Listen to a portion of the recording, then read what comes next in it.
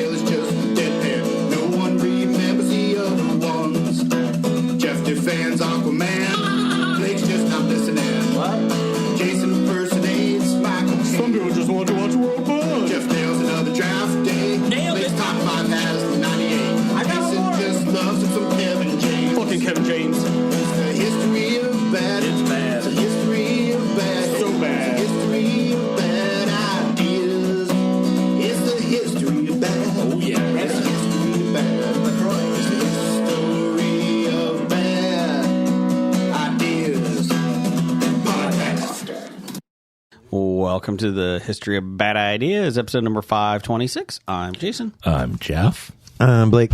I'm Jim. Hold on. Blake is here. First one of the year. Hello. Welcome, Blake. Thank you. I like that you didn't come last week because the weather could have been bad, but then you picked this week when the weather is like minus 2 degrees. Not bad. Driving conditions is what drives my decisions. I don't blame you on that. And it's 14 degrees. Oh, my bad.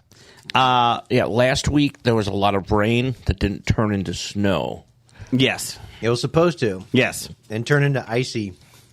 Out here, the weather didn't just work. misses us usually. Mm-hmm. On the positive, I know you probably haven't listened, Blake, since the beginning of the year. Not at all. But our listeners and us have started taking a batting average approach to how many shows you're going to show up to this year. Oh, boy. Don't give me the over-under. I'm not telling you. Okay. But we got a lot of high numbers and a couple of low numbers. Okay. So you're batting 333 right now. Jim's at That's a decent average in baseball. It is. Jim's at 666. He's the mark of the devil. That's right. Brian is at 666 too. So kind of disappointed in Brian. Jeez. And the math is easy when you're only 3 weeks in. Yes. Wait till we get to like week 9. I'm out. Week 9's pretty easy. It's when you get to like week 17. Oh, when you I don't get wanna to do that. maths. I don't want math. I don't math. Maths. I don't like maths. How do you maths? You take you take the long one and divide it by the sum of pi. Key lime pi. Key lime pi. So everyone, welcome everybody. It's I'm glad to be back. Oh, Jim, you're back too. Yeah, Yes, you were gone last week. I'm just glad I didn't have to work tonight, even though there is a Xavier basketball game on the night we tape. There is. Yes. How are they doing this year? They're struggling. Okay. They're about 500. Better average than me so far. That's right. That's right. They have one returning player from last year. Okay. So they're a young team. Yes, and transfers. Okay. So they'll get better as the season goes on. Okay. But, They doing better than San Jose State? I don't think so. Okay. Okay. Check that Is out. Bill Murray still in the stands? No, because Luke Murray coaches for Rhode Island now, I believe. There you go. His son? Yes. Okay. Is he a head coach? No. Oh, okay. Yeah. Okay. Jeff, how you doing? I'm good. Good. You loving this weather? Hating it. You love cold weather. I hate every second of it. It's amazing. I love it. I hate cold weather. I hate hot weather. I want the in-between all year long. You should live in San Diego. I should, but their cost of living is about 8 times what ours is. 8? Oh, it went down. Look at House Hunters. My house is like a $6 million house there. In that case, Jeff, Costa Rica. Okay. Puerto Rico? Possibly. They get too hot, I think. Yeah, they do kind of get hot. Well, depending on where you live. If you live on the ocean, you're not going to get too hot because you just got that nice. But then you ocean don't have a breeze. house because a hurricane comes through once every 3 years. Good point. But I mean, we could go to the British Virgin Islands. Oh, that we could visited work. there before. That I was could do nice. Yeah. And you don't have to pay property tax as long as you don't finish building your house. On the positive, you could have a president come down to Puerto Rico and toss paper towels at you. So that would help. Well, yeah, that could sop up about a puddle. It's fine. Everything's fine. He saved the day. He did. Every president saves the day, Jim. Yes. They're all amazing. So I know, not George W. Bush. I'm excited because this is the year we get to elect another president. Can't wait. It's going to be a fun year. On the positive, we get to record that night. Really? Yes, it's on Again? Tuesdays. Oh, yeah. Every Tuesday, Blake is.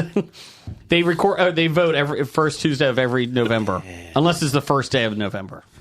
The first Tuesday after the first Monday in November. Yes.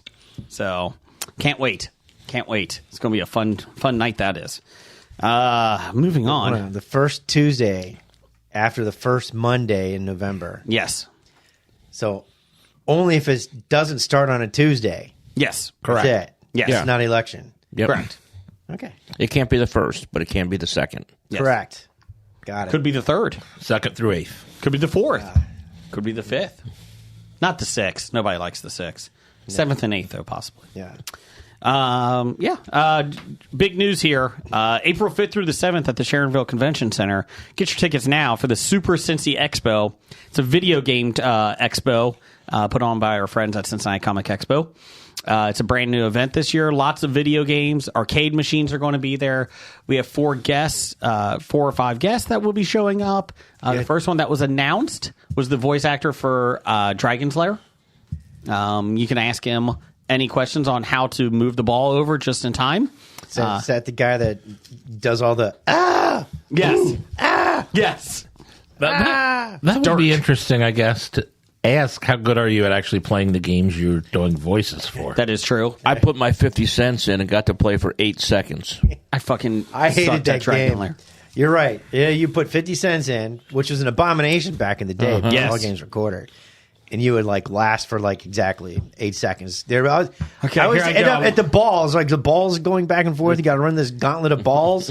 Is that the first level? Yeah, or was it? something like that. And then you're always dead. It never reacts when you want it to Yeah. because of the weird video. I'd joystick. last longer on a bull riding.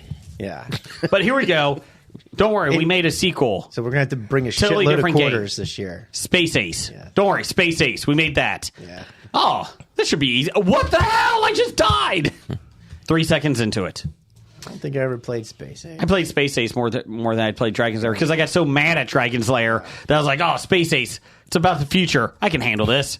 Mine was just the opposite. I got so screwed at Dragon's Lair. I'm like, why do I want to throw good Money at money Space after Ace. bad? So, yeah, he'll be there. We'll be talking to him. Rumor has it that Jim, Brad, and I might be doing the announcing for some video game tournaments. We're going to find a new job, Jim. What do you think?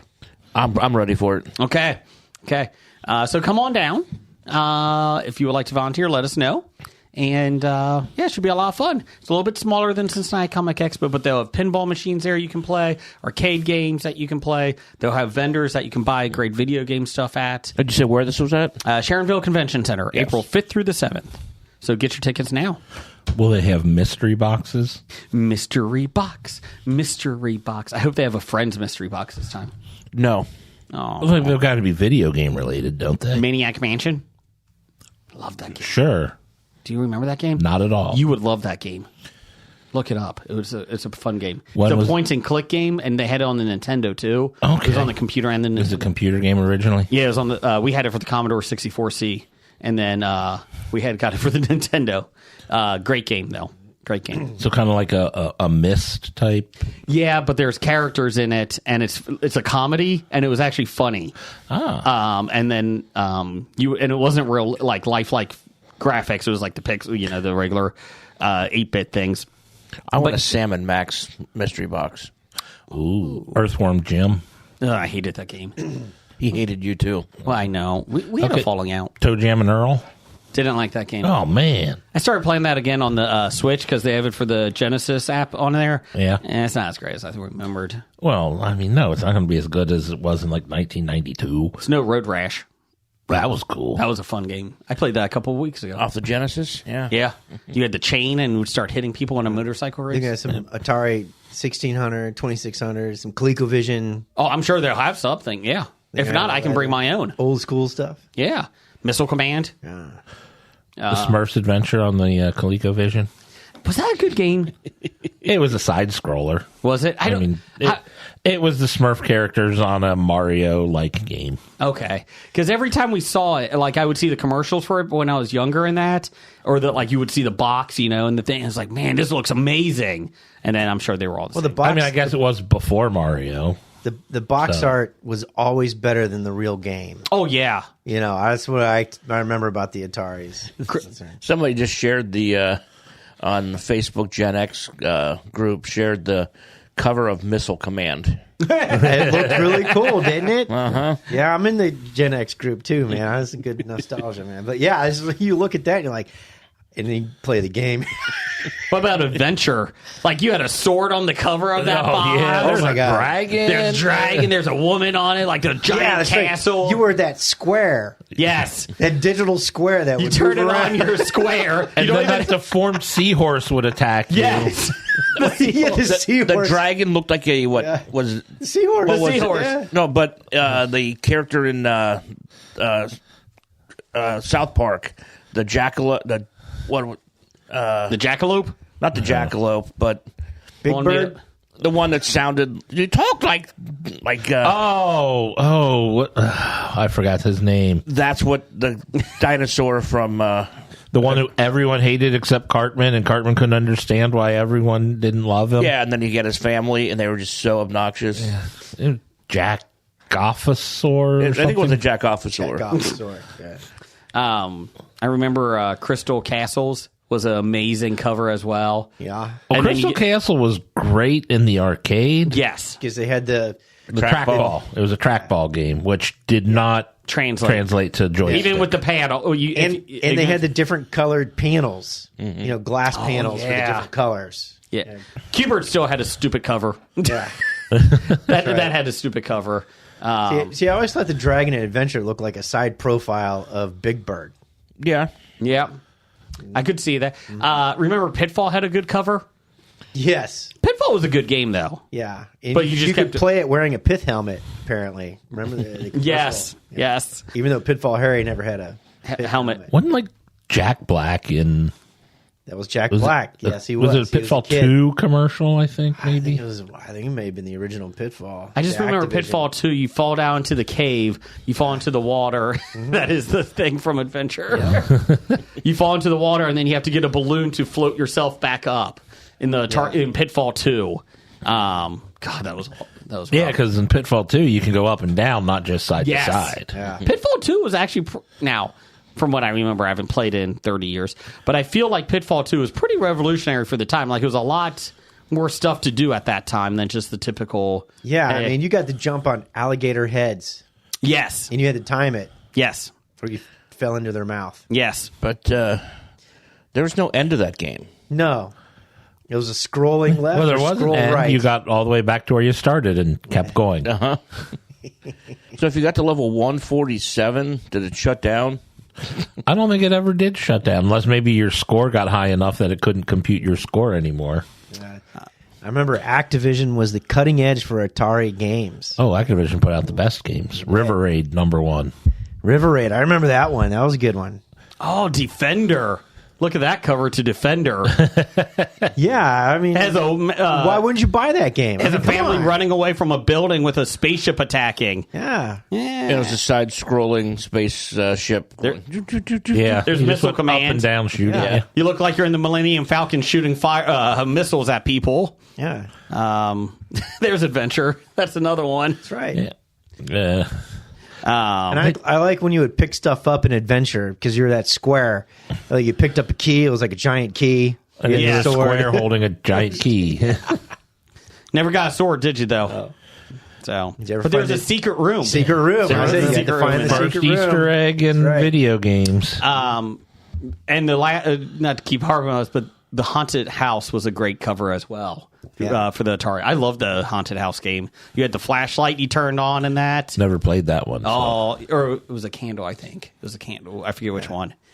You walked through and it was dark, and then like it would light up a little bit, and you had to make sure the ghost wasn't coming at you. It was pretty cool. I vaguely remember it. You know? Yeah. Warlords was a good Warlords game. was cutting edge. I just You played had that this paddle? weekend. It was the paddles. perfect paddle game. Yes. And you could play 4-player. Yes. I played that this weekend at a friend's house. He got one of those big arcade games, machines that had like 200 games on it. Yeah. Warlords was on it, and my 7-year-old was playing with me, and he's like, "What is this? Like, what is this?" Well, you think about it, it was really just a combo of four-corner Pong Oh, it pretty was. much. with a wall. Well, you could catch Brick the ball. wall. Yeah, you could catch the ball. In this version, it was a Wing. fireball because you were in charge of a castle. Catapult. So it actually had better graphics than Yes. what we had on the 2600. And the dragon came down, shot a fireball, and then left. Just one fireball. And then everyone else is bouncing the fireball Yes. to the other castles. Yep, that's it. We also played Golden Tee because he had like 4 different versions from like the late 90s. And you know what? Even those late 90s, Did you play 96? we played the one with the American flag on it. I forget which one that is. I've been 98. Jim was an expert at 96. No, I think it might have been later than that Oh. because the GIMP and I got really good at it, and we didn't really hang around the GIMP until 99. Yeah. I remember 2000, I think, was the first time I ever played Golden Tee. Well, this game was fun because It might have been 2004 that we got really good at. at it. Yeah. I will say the Golden Tee games still hold up. They're still fun to play. Oh, yeah. And we were playing it, and we only played 9 holes. And my friend was like, he's like, well, and I was doing really good. They were calling me Birdie Brigger because I was hitting every birdie like in the first couple holes. And he's like, all I have to do is wait you out until round 7, or like hole 7, then you're going to get bored.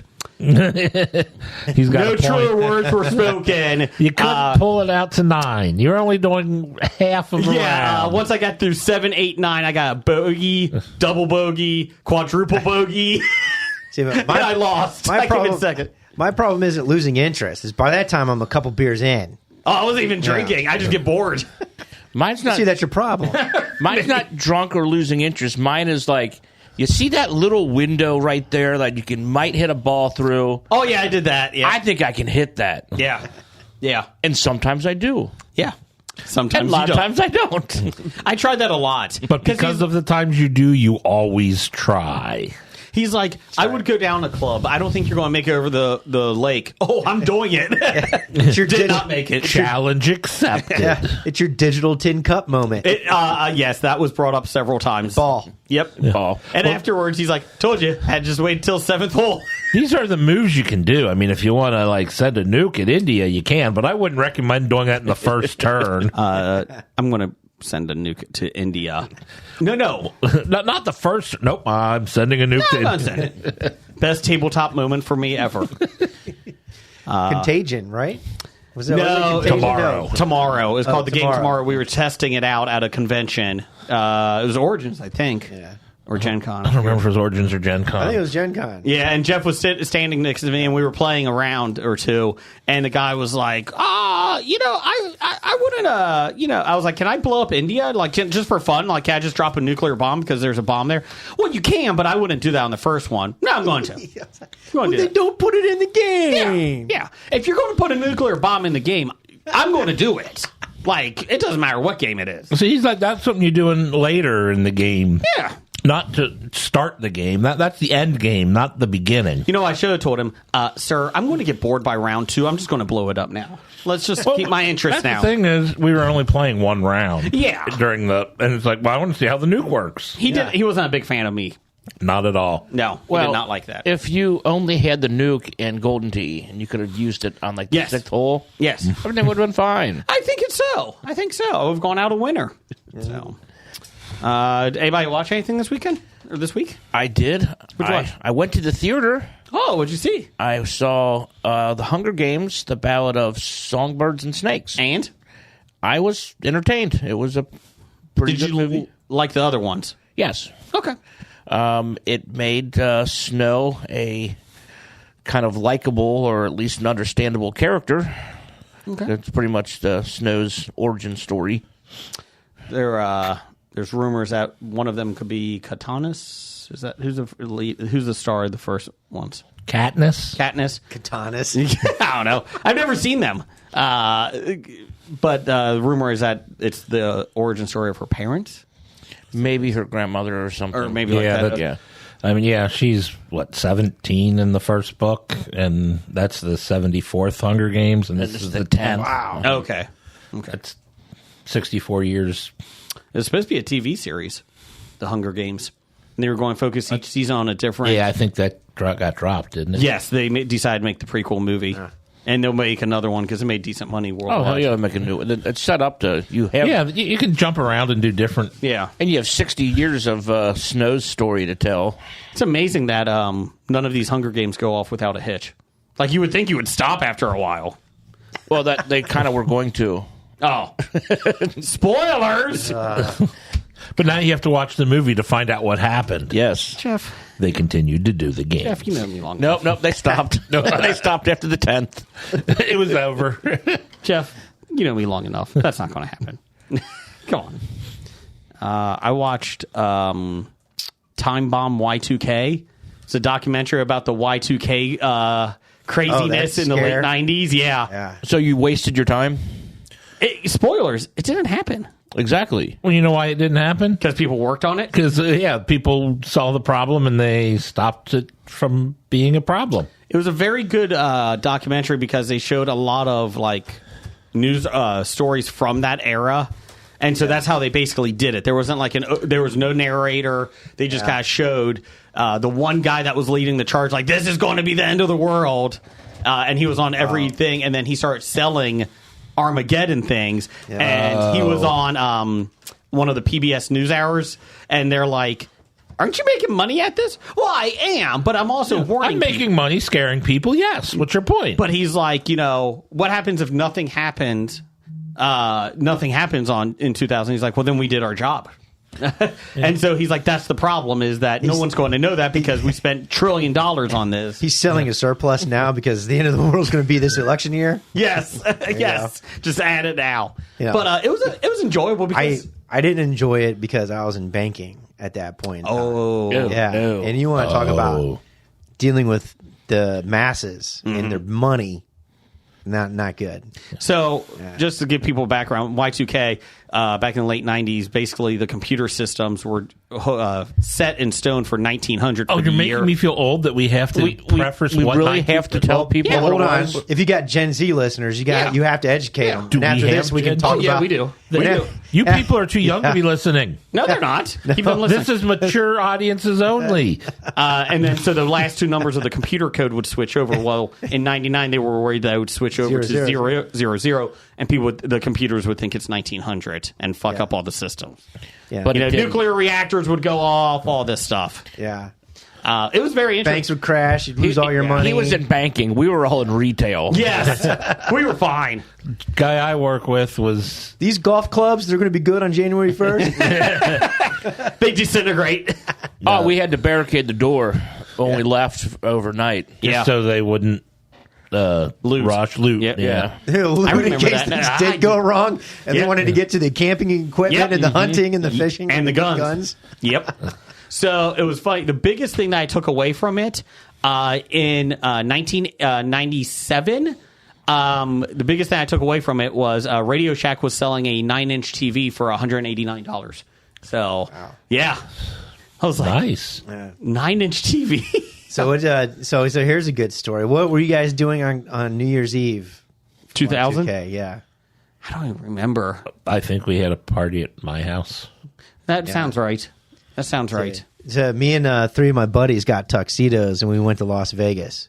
Really? Yeah, we were in Las Vegas for I Y2K. assume they would made you work if you were in banking. Oh no, I had the day off. I'm like, Did one of your friends get lost up on the roof of the hotel? No, but we got free tickets to the ballet show and Why? saw a lot of boobs What? in the dance routine. Why? Why not? Why'd you get free tickets? Because one of our guys' brothers was in the production. Oh, okay. Okay. And it's like, hey, here's some free tickets to the ballets. Do you have nice boobs? I was about to ask that. There was a lot of Partly boobs. boobs. And the best part was we were in the producer's booth, so we got to sit in the booth, the engineering booth. I'm sorry. And we're like, well, this is interesting. They're dancing down there topless. Well, okay, cool. And then this ramp drops from the ceiling. Onto them? No, over the crowd, Crushing them. at eye level with our booth. And there was nothing but ladies around it, and all they did was march around topless, and it was like a boob escapade. You bring the class to the show. It was well, when you're A young man. Yes, that's true. Interesting. Jim Right? and I. But yeah, it was pretty fun. We were in tuxedos, and we called ourselves the Four Horsemen of the Apocalypse. No. And a lot of people wanted their pictures with us that evening. Nothing happened. That's right. In Y2K. Yeah, I know. Unfortunately, but I had a good time. The only thing I remember is my brother Doug was telling me this. I still remember this to this day. He's like, "Are you worried a little bit about Y2K?" This was back in the day, and I was like, "No, why?" And he's like, "Yeah, people are thinking that the computer systems might come, crash down. You might not be able to get your money." He's like, "I don't know." He's like, "I'm going to take a couple $100 out, but that's it." And then I think I took like $200 out. Like that's going to help. and You emptied your account at the time. yeah, pretty much. And so that was the only thing I remember. And I remember not being worried about it because I was also younger and didn't care and didn't have any money. Really. Yeah. Besides the fact that, I really had nothing to fear because I had nothing. The biggest problem was, I trusted the people that even if something goes wrong, it will be fixed. Shouldn't do that anymore. The only problem is like things that you can't fix, like something goes wrong in an airplane and Correct. those computers get fucked up. That's the thing that you should be worried about, not that, my bank is confused, because it'll get fixed. It was very interesting, though. It did do a nice lesson because they were interviewing people, like on these these news programs, and they were interviewing people, and they were like, about the internet, because the internet was new at that time, right? And they were talking about connecting people across the world. And, and the one guy was like, he's like, the people that don't have a voice finally have a voice that the world can hear. And I'm like, no, we shouldn't do that on some of this. Yep, and look what happened. And then they asked, I forget who it was. It was, I forget it was a world leader at the time, what they think about the internet. And they're like, what do you think the future of the internet is? And they're like, do you think it will be good or bad? And they're like, well, I think there will be some bad aspects, but overall, I think this is going to be a great thing for humanity. If they only knew. If they only knew. What do you think about it? I think it would be really good for like Star Wars and movie fans. Oh, jeez. All the internet, ingenuity and development technology driving the internet was all driven by the porn industry, right? Yes. Yeah, unfortunately. Most entertainment hardware is by the porn industry. Why did Betamax not work? Porn didn't adapt to it. They did VHS. Yep. And same thing with Blu-ray and what was the other one that they had? The other HD DVD. HD DVD. HD DVD was trying to get the porn. Was it? That's why your phones got bigger. For porn? Yeah. No, I'm dead serious. Wouldn't surprise me. Because you look at phone technology, cell phone technology got smaller and smaller. Remember the little Nokia? Mm-hmm. And that was like the trend, get as small as possible and put it in your pocket. And then all of a sudden you can text and watch videos on it. And the porn industry said, hey, videos on phones. Build it up. Yeah. Like in Zoolander, the models' phones are like... Yeah. Yeah. Smaller than a grape. But how will they get in it? Mm-hmm. Is this a school for ants? Like Nokia was ahead of his time. The Norwegian Nokia, which meant little hand, right? Oh. And you could use your Nokia to buy things in vending machines overseas, like in Norway and all that kind of stuff. They're like, you're going to be able to use this phone to buy stuff. And I remember sitting there going, bullshit. Little did I know I was going to do all my Christmas shopping on my phone. Let me go to Amazon here. Well, what was fun is they did interview Jeff Bezos in like 1997 or whatever. Yeah. And they were talking about him running like an online bookstore. And it was like... That's how it started. Yeah, that's how it was. But it was just funny to look back at that stuff. And then he was not profitable for like 20 years. Amazon didn't turn a profit for years. Do you think they'll make it? It's still out. Okay. Maybe not. Maybe not. Okay. That whole yacht thing may have done them in. That's true. The divorce did not help. Well. The divorce did not help. So, anyone else watch anything? Let's see. I'm caught up on Reacher if anybody else is or not. That's what I was about to say. I binged Reacher since I couldn't watch the football game on Saturday night. Yeah. You didn't miss much. Oh, no, I didn't at all. But I'm like, oh, well, I can't watch the football game, so what do we... Oh, yeah, Reacher. Have you enjoyed Reacher? I watched 7 episodes of Reacher on Saturday night. Season 2, right? Yes. Okay. Still enjoying it, Jim? Oh, yeah. Okay. Is he still yummy? Oh, he is.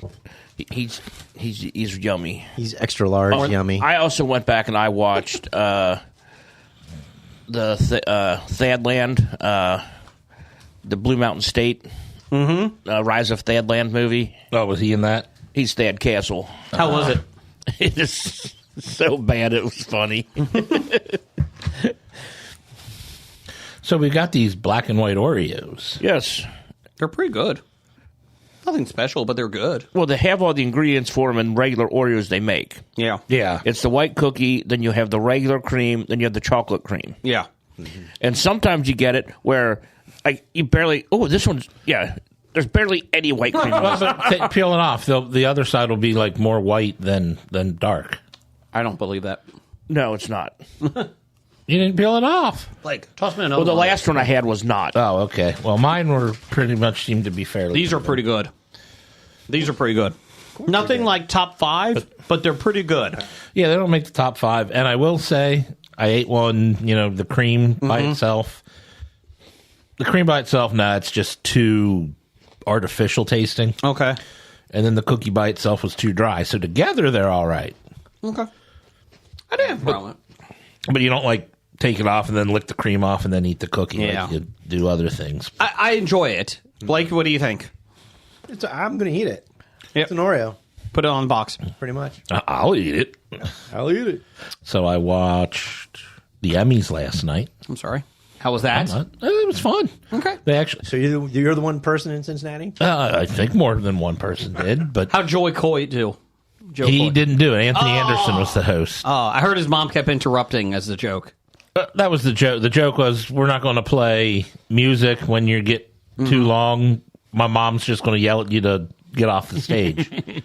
And apparently when we weren't watching it, she actually did yell at somebody. So I missed with somebody else, like John Oliver went up and just said he's going to just keep talking until he gets...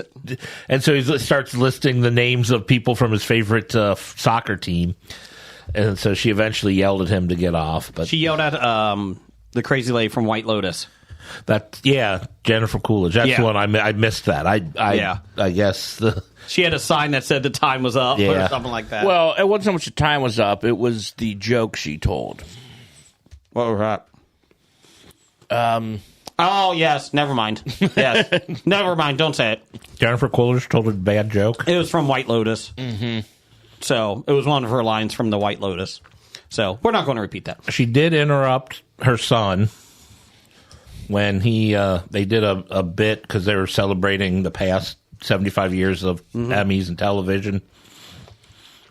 And so they kind of had the thing about what the hell's the name of that show? American Horror Story.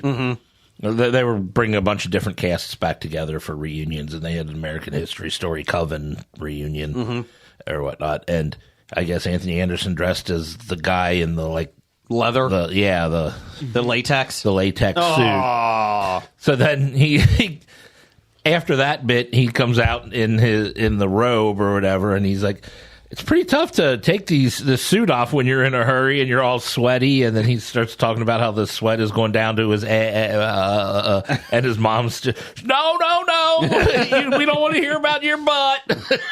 Was it the worst use of latex since Exit to Eden? With Rosie O'Donnell? I mean, Were there Friends leather pants references? no, there was no. Ross has leather pants on. Get the baby powder. But I get Turned into a paste. I guess I should be disappointed at their in memorial or whatnot. They didn't include Joyce Randolph. Who? Joyce Randolph. She played Trixie Norton on The Honeymooners. Oh, yeah, we just reported on that. Yeah, Did they not have enough time? Well, she died earlier that day. It was that day. Yeah. So, no, they didn't have time. We should have outrage on it. I'm surprised there hasn't been. I am outraged. Apparently, I heard there was Okay, outrage that they were doing all these cast reunions and they didn't bring the surviving friends together for this. Time out. There was outrage on the internet about something? Outrage on the internet. Well, maybe they didn't want to. Yeah, I'm like, if I was one of the people, I'm like, too soon. It's Yeah. The only clip I watched of the Emmys was the It's Always Sunny in Philadelphia crew when they were on stage. That was a good one. And they are shocked they haven't won an Emmy yet. I did watch Rob... Whatever. McElhaney. Yeah, I saw the photo of him watching the Philadelphia Eagles game during the Emmys. Dee took a selfie with her. Yeah, Dee did it. He's like, don't put the Emmys up against a wild card game. Which, apologize to all the Dallas Cowboys fans out there. Why? I'm not apologizing. It's a rough day for you guys. Blake, you guys are moving on. You excited? Yeah. Yeah. Wait, you guys look good. What guys are moving The on? Browns, right? Yeah, no, you missed Oh, the I missed game. it. Okay. Yeah. Oh, the original Browns have yet to play. That is true. Blake, did you throw anything? No, I enjoyed it. They got farther than I expected.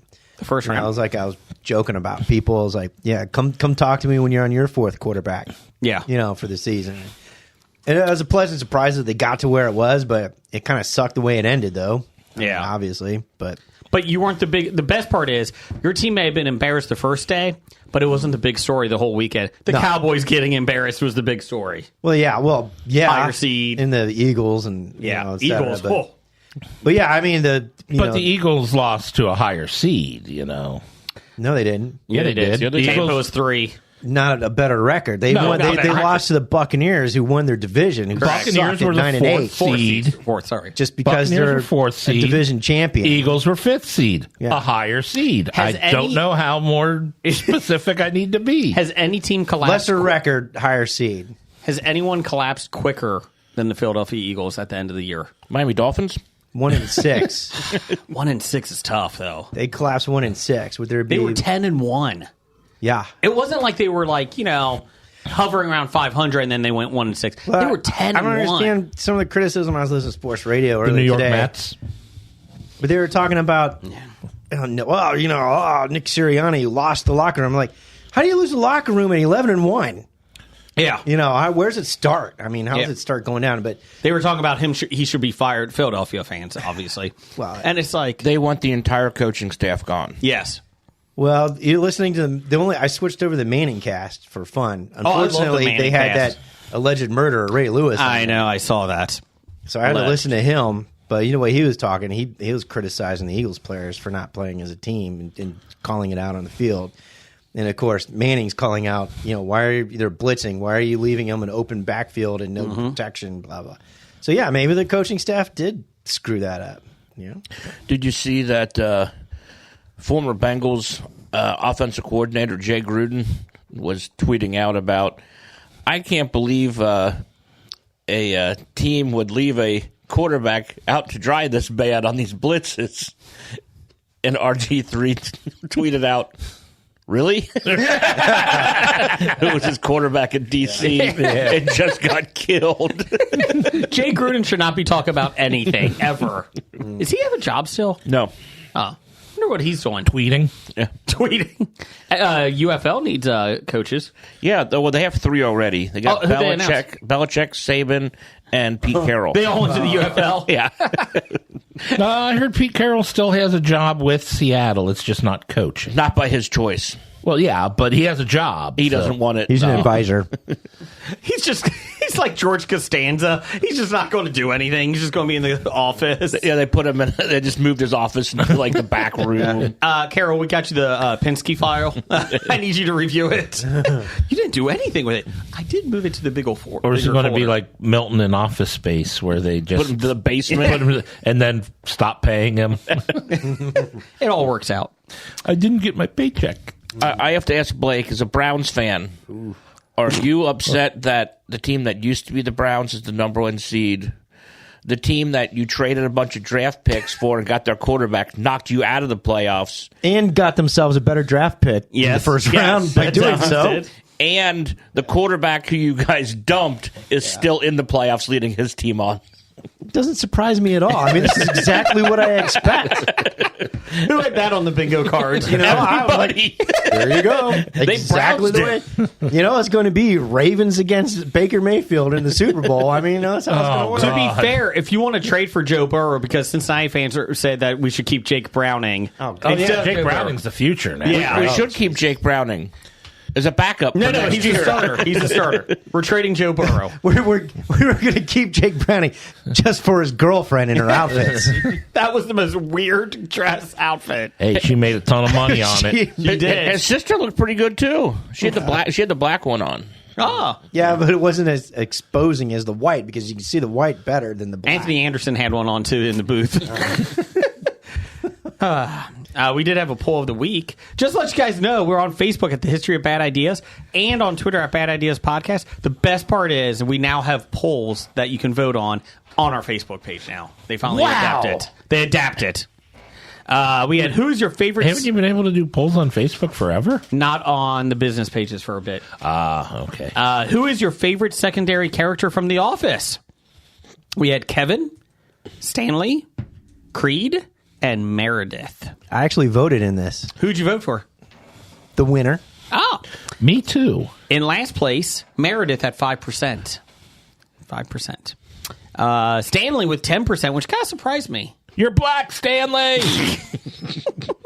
Barack Obama is president.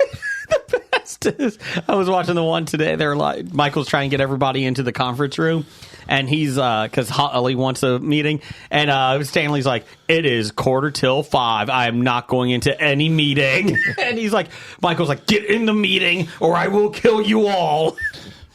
And then winning 62% to 23%. Creed beat Kevin out. I love Creed. I didn't think he was going to win that big though. Yeah, Doesn't surprise me. he stole every scene that he had. They did a good job of not overdoing it. Yeah.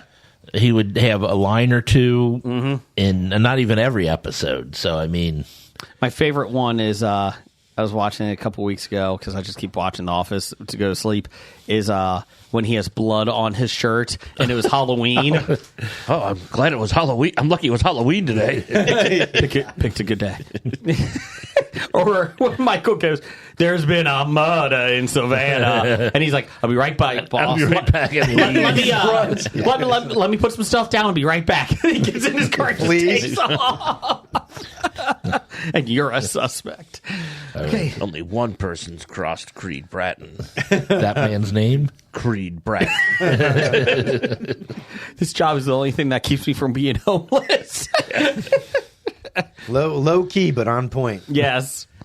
So yeah, there's your thing. Blake, you got some listener feedback over there? Yeah. Yeah. Uh-oh. I gotta pick up my cookie. Look to the cookie. Brought to you by, no, the NFL is not scripted. All right. From that one guy, Number one fan. A-Pans. Can't give yourself a nickname. 7. formerly known as, Postman. always rings thrice, Beaver Hands. Big D. The delivery man. Sunny D. Doug. Now that Hollywood Foreign Press is out at the Golden Globes. Oh, yeah, I remember that scandal. We talked about that a while ago. Oh, we talked didn't about that a long lot. time ago. Every year. Are the Floppies the most corrupt award show? Is it corrupt if we embrace it? Yeah. Is it corrupt if we say we take bribes? Yeah, I think, advertising that bribes will get you awards and being upfront about it means we're not corrupt. Yeah, we're pretty much straightforward with you. We have the balls to say right up front in January 12 months until the floppies. Send us some bribes throughout the year. You can win Canadian of the Year. We have a try Canadians of the Year. We haven't heard from them much, though. Scab Randall, Dr. Dana. I don't think Scab Randall's allowed on social media. That's true. Dr. Dana and Miss Marbles. Miss Marbles. So, yeah. Fruity Pebbles cake. Fruity Pebbles. Cheesecake. Cheesecake. Cheesecake. Let's do this. There you go. There's another count. How many times am I going to mention that this year? But I mean, We're up to one. honestly, if you don't, Fruity Pebbles cheesecake. Two. you might not win Canadian of the Year, but we can find other floppies to give you. Don't spoil. We got some answers coming up here. We got some people. This is from the YouTube, our YouTube channel, History of Bad Ideas. You can listen to us there. Not to be confused with Cinnamon Crunch Man. Yeah. Oh, no, wait. Cinnamon Crunch Toast. This is Powder Milkman. This show is 100% better than Joe Rogan. Thank you. That's a great honor to. I think that's the second Joe Rogan reference that we were better than. Oh, nice. 100% better than Joe Rogan. Less weed. Now, the biggest problem is, if you have Joe Rogan at a 0, 100% better is still 0? No. It's different math. You're not mathing. I'm mathing wrong. Mathing wrong. Well, Joe Rogan got into a little bit of hot water this week. What? No. He does his culinary tastes are a little eclectic, and he does a bunch of like videos of what he's eating. We're not talking Army Hammer eclectic, are we? No. I'm talking about, hunting and, Oh, yeah. So he was eating. He was at a Mongolian barbecue, Okay. and he grabbed the octopus. Okay. And the people watching are like, "Are those still alive?" And they got all bent out of shape of him eating octopus. Why? I don't know. I thought he was going to eat a Mongolian, where you were leading the story. No, but people. He was at a Mongolian barbecue. Because octopus He ate a have proved Mongolian. to be intelligent creatures. They're problem solvers. Yeah, they are. Yeah. Okay. But people also serve them for food. Yeah, I mean, What do you think calamari is? Yeah, but they got Squid. That's squid. Wait, squid. I'm Yeah, sorry. yeah. Yeah, squid are stupid. Fuck 'em. they got caught. They didn't solve this problem. Look, you dumb They animal. weren't still alive, were they? No, I don't think so. Yeah. Well, but there goes they're my already dolphin dead. meal. Even if they were, though, I mean, because obviously, crab and lobster are cooked alive. So, Allegedly. Those are probably people No, that they are. are. Those are probably people that are eating bacon without knowing that pigs are pretty smart too. Oh yeah, Pigs are very smart. and cows have pork personalities. chops. Yeah, exactly. Elephants, they mourn their dead. Yeah. So the last time I get an elephant burger, Yeah. I don't think I've ever had an elephant steak, so. really, you're missing out. You're missing out. Just to let you know, in sad news, Fox is canceled. Cannibalism is okay. The Army Hammer. Oh. So speak of eating a Mongolian. Damn you, Fox. Cannibalism is dead. Was it the? What's it getting replaced with? They're just doing a second half hour of legal custodians. They're just showing reruns of Legal Custodian. Yeah. Or they're just going to show that. Was it that rugby team that crashed in the Andes over again? Alive? The movie Alive. Yeah, they're just going to show that again. And bits and pieces. I don't get it. I think there's a special about the Donner Pass too.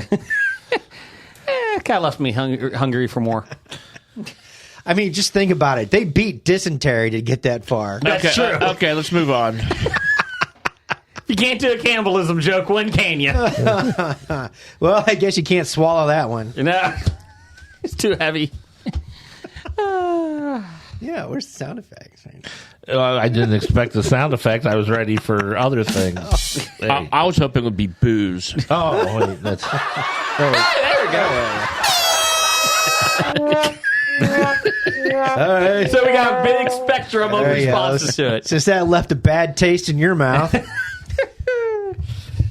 I don't have booze.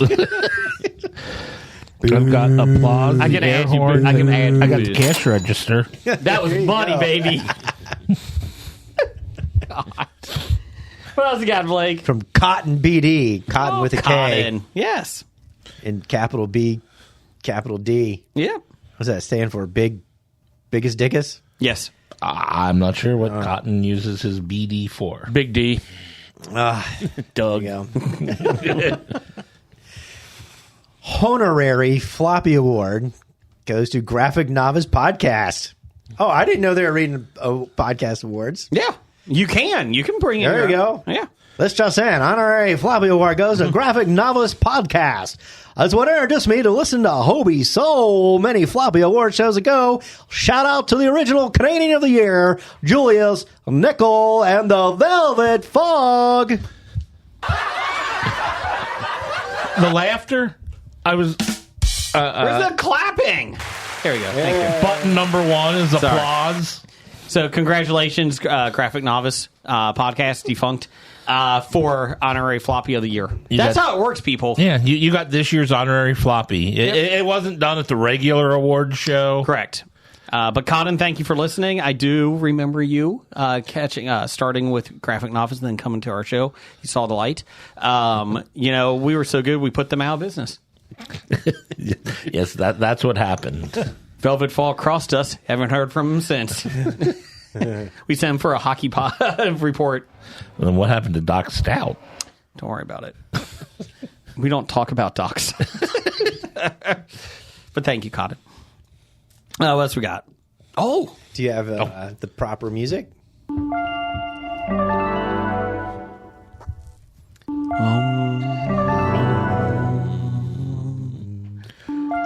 Time to go to a higher plane.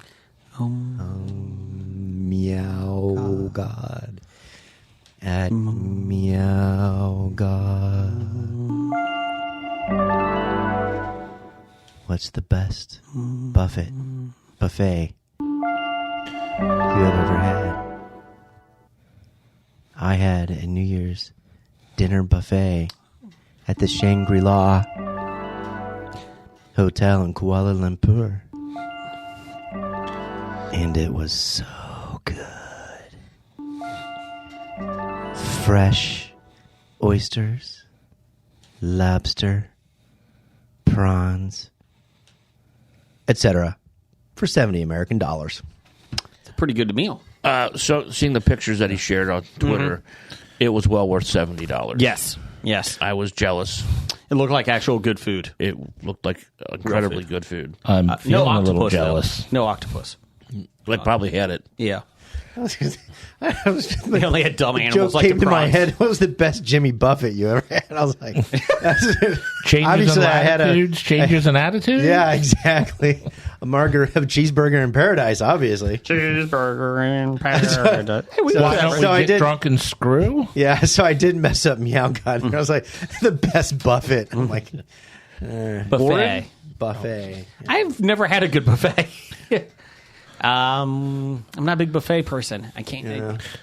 I had a. Oh, you're a germaphobe, so you... does not work well. Doesn't work well for you. We went to a Golden Corral many years ago. Oh, no. Me and a good friend of mine, and because he's like, it's all you can eat ribs, for this price. And I was like, I was like 23, 24. I was like, yeah, that should be yeah, I good. like ribs. We went there. I did not leave the bathroom the rest of the night. You had 2 ribs and said, that's all I can eat. Yeah, it was pretty awful. I did ask for change for 100. You got change for 100? Going to let you, sucker. Best buffets. There's always the casino buffets when you go to those. I've never been I've to a always been casino buffet. Disappointed by it, but everybody talks about the great casino dinners and buffets. I've yet to find one. Maybe I'm not going to the right places, but it's a bit. Again, we went to the Hollywood, or what was it? The Argus, not the Argus. The one downtown Cincinnati. Now we went to that buffet they had. casino formerly known as Hard Jack, Rock. Lucky Jack, Yeah. or whatever it Yeah. was. Jack's. I guess it's Hard Rock now. Yeah. It's Hard Rock now. So we were there. I think it was Jack when we were, maybe before it was Jack. But Was it? Oh, God, I forgot what it was before there. It wasn't Caesar's Palace, was it? no, it was owned by Horseshoe. It was Horseshoe. It was a horseshoe. Yeah. Okay. So we were there with that one, and we got our first plate of, again, steak, potatoes, whatever. It's probably some lasagna, some other piles. So just piled it on there and ate that. Then I went and I grabbed another one of the big plates. Surf and turf and pasta. And I'm looking around, going to all the little spots, and nothing looks good. So I walk over to Ice cream bar? the dessert table. Oh, yeah. And they only have like really small plates for the dessert table. But when you bring a big plate with you from Oh yeah, Dinner table. Yeah, I loaded it up with desserts. You know what? Big difference. The buffet on the cruise that we went on was pretty good. Oh yeah, That was pretty good. that was a good buffet. Yeah. That was a pretty good one. I'm not going. I like me some bad Chinese buffet. Oh no. No. I've done a lot of that. For a buffet, Chinese food is made for buffets. Some Chinese food is Well, yes, some obviously. Not every dish is great for a buffet, but you can usually get a good meal out of a Chinese buffet. Okay. Although I remember on the cruise one night they had a chocolate buffet. Yes. Like it was just celebrating chocolates of the world. Yes. And I realized I don't like chocolates of the world. I like Hershey. You just like Hershey, Pennsylvania? I like that sweet, bitter, burnt tasting chocolate that full of sugar that Hershey's serves. I'm like eating this. I'm like, oh, this is dry. Oh, what's that taste? Oh, wait, where's the good chocolate? He's no fan of Toblerone. What else we got, Blake? Brought to you from Chat GPT, Ryan L. Terry at RL Terry 1. Why have we seen what Skynet can do and still proceed to do exactly what Sarah and John Connor warn against? Not everybody saw the movie. I'm taking it. So Terminator. So they don't know that they're not aware of the history and they're repeating it. Yes. Because as a group mind, humans can be stupid. So we can be eaten. Would we call it a group mind?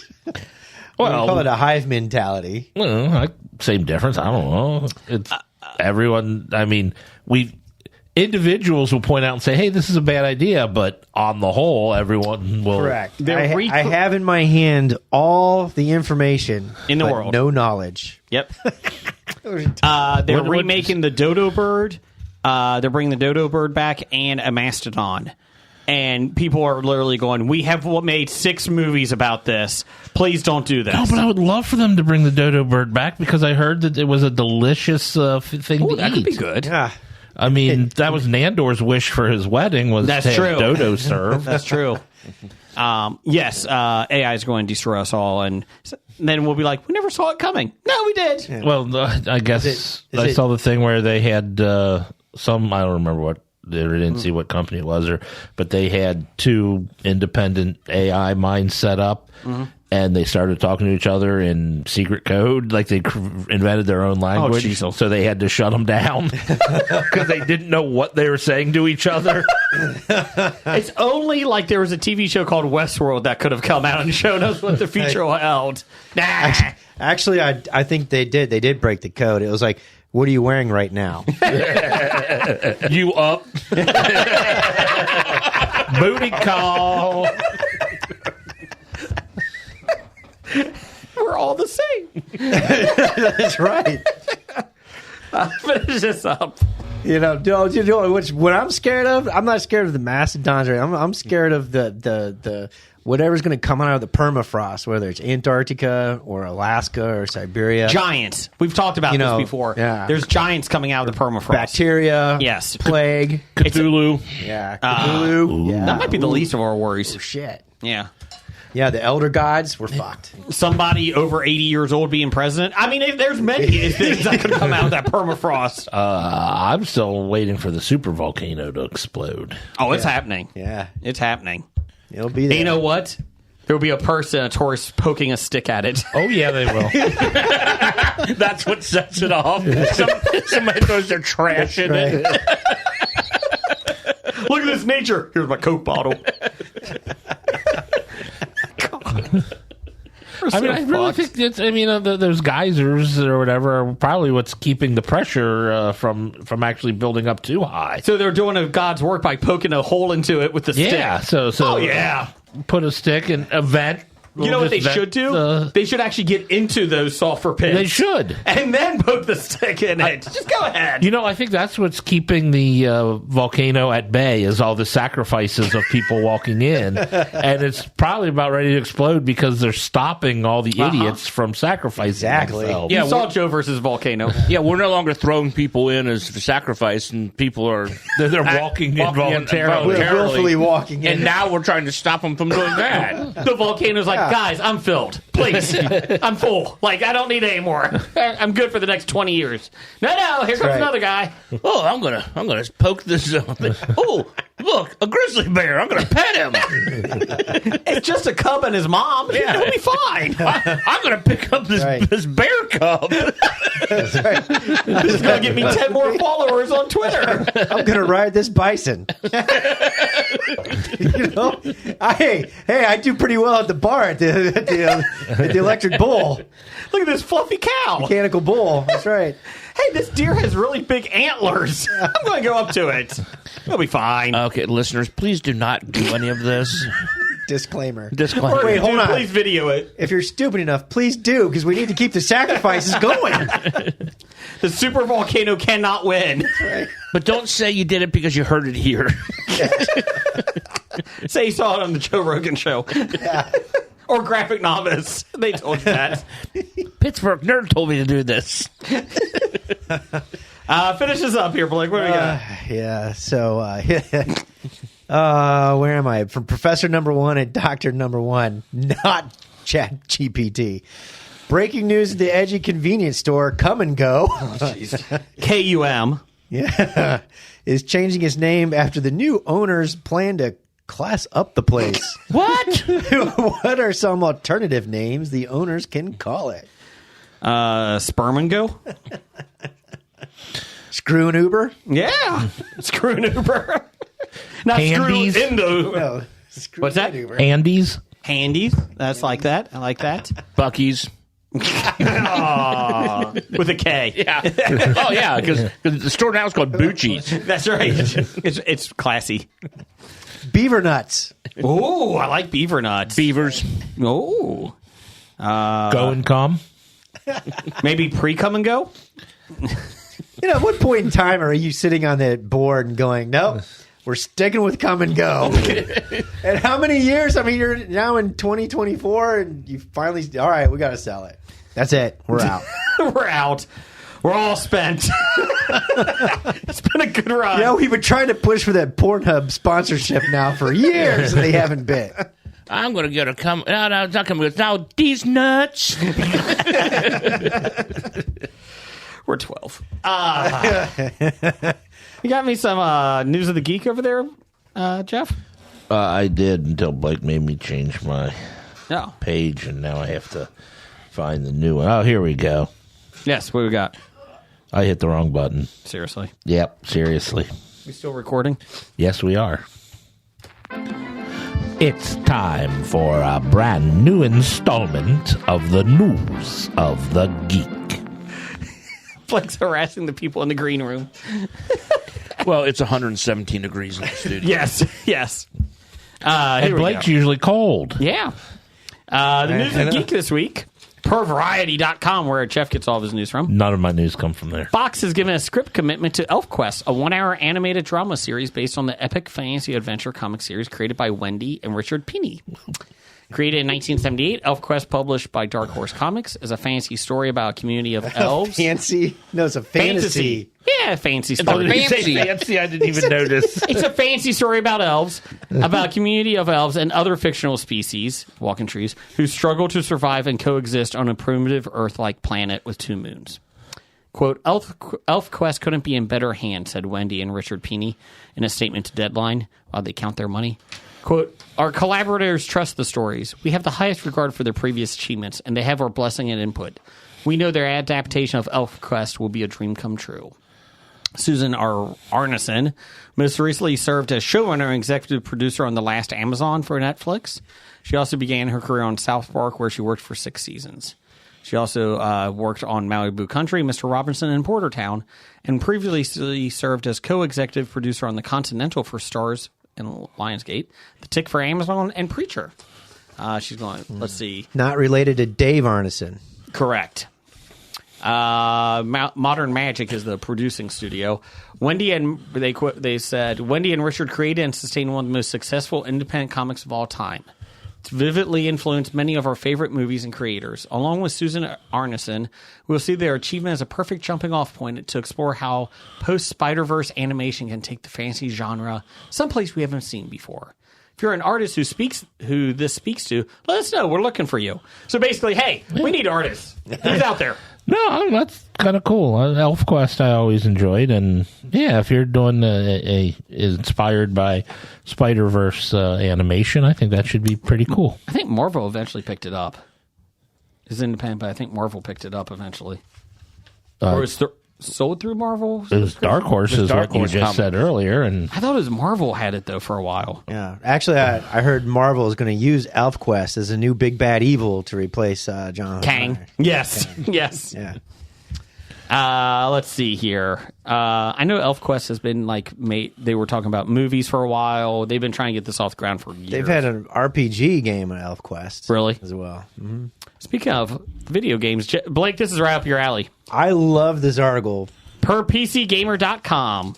Where Blake gets all of his news. A TikToker is deliberately developing the worst game of all time, which includes impossible platforming, unskippable dialogue, and a rocket launcher that has to be reloaded 150 times between each shot.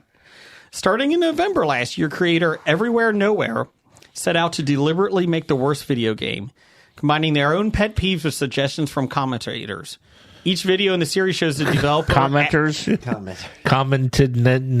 Shut up. Each video in the series shows the developer adding new dreadful features to the game that make it even worse each time. I like Monster Sniper Season 3 can be played at the developer's itch.io page, and actually getting your hands on it is a whole other world of pain. Thanks to maybe the most ungodly control scheme ever devised, in which you control the hero's movement with the mouse and control your weapon with the keyboard, it's almost impossible to steer through the ludicrously unfair platforming sequences. This is the best part. The music consists of one screeching, looping flute solo. Every time you die, which is constantly, it starts over. As it stands, it's a 2D platformer about a poorly drawn rat with a boomerang and a rocket launcher. Here's just a selection of some of its infuriating features. I love some of these, man. They're awesome. Enemies, including swarms of tiny ants and aggressive bats, both of which are faster than the player. Loud, out-of-tune flute music that loops every 20 seconds and can't be turned down unless you buy a specific upgrade. Ooh. To buy upgrades, you have to get fish through an almost impossible fishing minigame, then trade those fish on an entirely random stock market to earn fish coins. Yes. So in order to upgrade, you have to go through hell in order to upgrade, too, to turn off annoying features. It's great. However, the vast majority of the upgrades actually do nothing. I like this next part because we bitched about this with Xbox. It's always online because it had to send an HTTP request to Yahoo in order to start. Yeah. In order to reload the rocket launcher, you have to charge it by pressing the reload key 150 times. If you go too fast, it breaks. You have to start over again. Yeah. To switch over to your boomerang, you have to solve a math problem. This is great. This is There's great. an NPC in the game that, if talked to, launches into a 150-line unskippable monologue that includes his life story and several of his favorite recipes. I like tomato bisque. There's a cute dog, but if you try to pet it, it explodes into hostile ants. That's right. You only have 5 saves. Once you use them all, you can't save at all anymore. Nice. The main character's mood is constantly dropping, so you have to type in compliments for him to keep going. That might be my favorite thing in there. I have a rat that's depressed. Yeah. One attempt to beat the first level very early on in the game's life, when it was still mostly just a basic platformer, took 145 tries. You can do it, Cool Ranch. We have faith in you. A more recent attempt to beat level 2 took over 1,000. This is amazing. Can't wait till this come on the Switch. They're going to have it at the Super Cincy Expo. I think they might. This is amazing. I just like that you have to. Yeah. He's depressed. I'm going to intentionally make the worst game ever. And it includes everything that people hate about video games. Yes. And tropes. I just like that if you pet the dog, it explodes. Yeah. Let's see. I like here. the NPC, 150-line monologue. Unskippable. Unskippable. And finally, the disgusting story of the week. Per Complex, where Jim gets all of his news from, a Florida man, is suing an Orlando Dunkin' location for negligence for allegedly being injured by an exploding toilet at the fast food chain 1 year ago. Pay the man. According to Associated Press, Paul Couric, Not related to Jack Kerouac. same thing, Because he apparently doesn't pronounce his name the same. seeks more than $100,000 for suffering from severe and long-term injuries, reads a lawsuit filed on Wednesday in Orlando. Pay the man. Kevorkian claims that while visiting a Dunkin's location in Winter Park, Florida last year, he was in the restroom when faced with a toilet explosion. Upon leaving the restroom, kerosene was covered in feces, urine, and debris and requested help from Dunkin' employees and the store's manager. Pay the man. I like feces, urine, and unidentified debris. The man was told by an employee that they were aware of the problem of the toilets due to previous incidents, but he didn't provide them with further information about the explosion. Pay the man. The lawsuit states that Couric endured bodily injury, with the man having to seek mental health care and counseling as a result of the trauma experience since January 2022. In a statement, Kerosena, lawyers Scott Spradley said that his client continues to suffer with mental and emotional instability from the shocking nightmarish scenario, including PTSD-like symptoms. And systems. We are hopeful that the lawsuit will result in Mr. Kerosene being justly compensated for his injuries. You said kerosene twice. Damn it. Even though the imagery will never be forgotten. Never. Creosote was right out there and he never I used apologize. KY Jelly, too. Or Karuk. I am against a lot of frivolous lawsuits. Yes. This dude deserves to get his money. $100,000 is not bad. No. Well, hold on a second. Was the feces and urine his own? It doesn't matter. The feces was, but not the urine. They were aware that their toilet had a tendency to explode. Yeah, that's weird. Yet still left it open to the public. Yep. Yes. To be fair, it didn't explode all the time. Just on this poor man. Pay him. Hey, that's our 5th toilet this week. You know why? Because they didn't sacrifice enough people. Yeah. It exploded. Maybe they can give him a free copy of Monster Sniper Season 3. It's part of the settlement. His Jackie Chiles should be his lawyer. It's ludicrous. He'll get coffee for life. Yeah, but then he'll use balm. Who told you to settle it? Who told you to use the balm? I didn't tell you to use any balm. The maestro did. Okay, Jeff, what do you got? My caddy. It's time for Box Office Bombs. Ooh, we got a bomb this week. Per 411 Mania, the Book of Clarence, the biblical comedy brought in just $2.8 million through Sunday, $3 million through Monday because it was a holiday weekend, well below the expected mid to high single-digit start.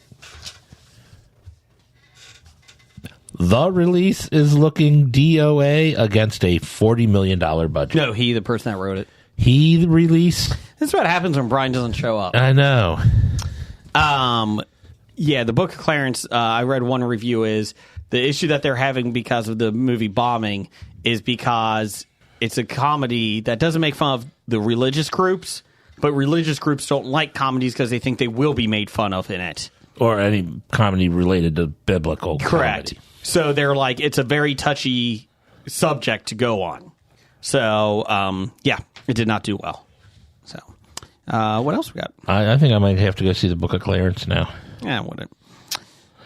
But it makes fun of religious people.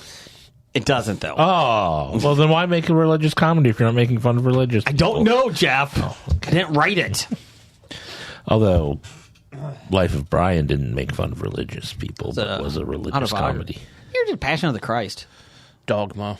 You know it's pretty good if you go and go watch some of the old BBC television interviews where they're like attacking Palin and Cleese. Mm-hmm. You know, they got like the Archbishop of the English Church like on a panel talk show with them, basically telling them they're going to hell and all this other kind of stuff. But you know, they're and you're right. They're constantly saying we're not making fun of religion. That's not the goal of this thing. Have you watched the movie? Yeah. No, and that's the problem. No, Most people don't. Most of the problem too. You're trivializing a very important. You have to ban these books. Well, did you read the books? No, they weren't making fun of religion. They were making fun of people who have to blindly follow others, which is religious people. Yeah. There was a. It doesn't have to be religious anymore. No, it doesn't have to. But no, it is very interesting to go watch those interviews with and the characters of Monty Python, the players talking, basically defending themselves and explaining what comedy is. There was a local news story probably about a couple months ago that a book fair at a school was selling a book about two women that love each other, that fall in love, like two teenage girls, and it was like a graphic novel, and it wasn't graphic. They just kissed in it. And so the best part is, you know the definition of graphic novel. There's Billy Bob, who was mad, and he was leading a ban that they needed to kick this book out of the book fair from now on. And honest to God, the reporter's like, well, did you read the book? And they're like, no, I just heard what my son told me. Stop it. Stop it. Just stop. At least read it first. Yes. I hate people. I mean, there are actually people out there that get mad when women kiss. I guess. Now I go down to my diamonds down here. They're teaching my son to go in a room by himself and then women kiss. I have to go down to Diamonds to see women kiss. I gotta log into the porn on my phone. And we don't have internet at our house, so I have to do it at the library. I got this tree app.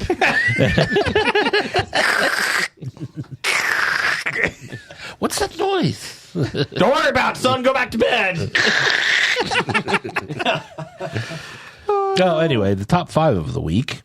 Coming in at number 1, Mean Girls made $28 million, a total of $32 million in its opening weekend on a $30 million budget. This is the weekend, and then add the Monday to it because Martin Luther King holiday. All right, so I'm out of it, obviously, since I've been here for a couple weeks. Yes. It's a musical. Oh, I thought the Mean Girls, the musical, was going to be on Broadway. It already has been. They now turned it into a movie. Oh. You know, kind of like they did with The Producers and what was the other one? Wicked's coming out soon. Which surprised that it hasn't come out yet. They keep getting delayed. That's the problem. They keep rewriting, and the strike killed it. Hairspray was the other. Where it was a movie, then they turned it into a musical, then they turned it into a movie of a musical movie, and it's just a vicious circle. Well, during the Emmys last night, Amy Poehler and Tina Fey were giving away one of the awards, and they set it up that they were at the Saturday Night Live News Weekend Update desk as they presented the award. And they were on SNL? Yeah, they were. Oh. And Amy Poehler made a joke about, the musical based on a movie that's soon to be a movie itself. And then Tina Fey peeks her head over onto Amy Poehler's shot and says, not that there's anything wrong with that or something like that. What else? Anyway, coming in at number 2, The Beekeeper made $17 million, a total of $19 million in its opening weekend on an unknown budget. Which is more than they thought. I can't watch that movie because of the previews. Jason Statham's artificially black beard is really annoying me. But he's not kicking sharks, so it's got to be better than every other Jason Statham movie where he kicks sharks. I punched a bee. I punched the queen. Coming in at number 3, Wonka made $8.5 million, a total of $179 million on a $125 million budget. Disdain from Jim's face every time I do Jason Statham impressions. Oh, you're doing a Jason Statham impression? I'm Jason Statham. I punched a bee. I was just confused. I had no idea what it was from. I gotcha. I thought we were still banning books over there. Coming in at number 4, Anyone But You made $7 million, a total of $56.5 million on a budget of $25 million. Punched a book. And coming in at number 5, Migration made $6.2 million, a total of $88 million on a $72 million budget. Slowly but surely, it's coming up. Yeah, I don't know. I think they wanted more money than that. If their budget was 88, Yeah. or 72. budget was 72, 88, just I It don't think should it's hit enough for 100 them. though. If it by the end of the box office. If it limps along a Yeah. couple more million every week. If The Cruise 2 was able to do it during the pandemic. Well, during the pandemic, it was the only movie out for 6 months. It made $600 this week. There Still gone. there were a lot of kids at the movies on Monday. Yeah. For MLK. Yeah. You for know, Migration. yes. They weren't in the movie I saw, so What's it about? Is that a cartoon? Is that Yeah. an animated It's about movie? ducks flying south. Oh. Yeah. It really is. Oh, I thought you were joking. No, that's it. I saw it. Yeah. Yeah. It was cute. Oh. It was cute. Hey, wait a minute. Is that the joke about the duck buying a plane ticket to fly south? Yes. Or is that a commercial? That commercial is that is tie-in it. with Yeah. Migration, Oh. yes. What do you mean, Blake? You go 1 for 3 on shows this year, and look what happened. Yes, that animated duck is a character in Migration. I thought it was an airline It's all, commercial. it's all coming together, Blake. It's all coming together. I thought it was You're fine. Well, it is an airline commercial. It's just a tie-in with the Migration movie. Upcoming January 19th, we have ISS. Yeah. tensions flare in the near future aboard the International Space Station as a conflict breaks out on Earth. Reeling, the U.S. and Russian astronauts receive orders from the ground. Take control of the station at any means necessary. Ooh, sounds ominous. Yeah, I saw it. It looks, well, the concept sounds pretty cool. Movie does not look good. No? No. I think it looks okay. Also coming out, we have Founders Day. A small town is shaken by a series of ominous killings in the days leading up to a heated mayoral election. Oh. I know thought this was nothing about this. about oatmeal stout or something. This is Naomi Grace, Devin Druid, William Roos, Amy Hargraves, Catherine Curtin, Amelia McCarthy. Yeah, a bunch of people I don't know. Okay. All right. And finally, a movie by the title of Origin. I'm so tired of seeing this trailer. Is it an origin story? I assumed it was. It's a prequel. The unspoken system that has shaped America and chronicles how lives today are defined by a hierarchy of human divisions. The one scene is the woman is in college and the professor's like, that doesn't support your thesis. And I'm like, oh my God, this looks awful. I don't care. So we're not going to talk about Cult Killer? No. It comes out this week. What's called Killer? Apparently, it's a movie that comes out this week. Thank you. When a renowned private investigator is murdered, his protege takes on the case. As her investigation unfolds, she is forced into a dangerous alliance with his killer to uncover the town's grisly secrets and bring justice to its victim. Who's in it? Scott Baio? No, Shelley Helling, Alice Eve, I heard of her. Olwen Fulrere, Antonio Banderas, Heard of him. My name is Antonio Banderas. No more she-shat. You killed my family. Dunning, Kim DeLonghi, Paul Reed. Love him as a singer. Let's see here. Okay. Or we're not going to talk about what else. No, it's only ones that are opening nationally. Sunrise. Nope. Sunrise, sunset. Sunrise, sunset. Olwen Fulrere again with Guy Pearce, Alex Pettifer, Kurt Yeager, William Gow. Gout? And these are opening up nationally. Oh, well, not according to the book or to the website that I was on. Not according to the one place that Jason got his information from. According to IMDb, Well, it then you is. fucking do the outline next week. Not my job. I'm not the intern. It's not my job. You fucking write it. Well, that's because you promoted the intern and they haven't replaced I don't him. want it. Someone else do the fucking outline. Anyways, give me some top 5 music, Jeff. Jeez, you have one job.